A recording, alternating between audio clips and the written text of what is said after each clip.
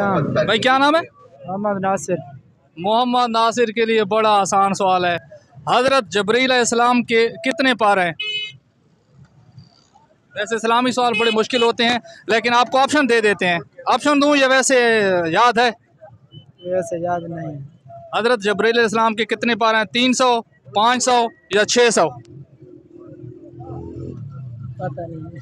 कुछ बता दें। 300, 500, 600? 300। नाज़रीन, आपकी इत्तला के लिए कि मेरे भाई ने ना बहुत कम बताया। 600 पार हैं हज़रत जबरील अलैहिस्सलाम के। इस्लामी सवाल है तो आपने वीडियो को शेयर भी करना है ताकि दूसरों की मालूमात में भी इजाफा हो। हज़रत जबरील अलैहिस्सलाम के 600 पार हैं। अस्सलाम वालेकुम। वालेकुम सलाम। नौजवान क्या नाम है? इकरामुल्लाह।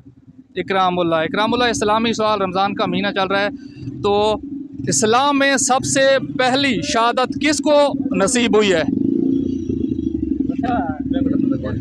पता कौन है? पता कौन है? चलो ठीक है, इस ऑप्शन तो को देना जा, ऑप्शन दिवाने जा। ऑप्शन दो। हज़रत हमज़ा राज़ी अल्लाह ताला अन्हा, हज़रत समिया राज़ी अल्लाह ताला अन्हा और हज़रत बिलाल। हज़रत बिलाल।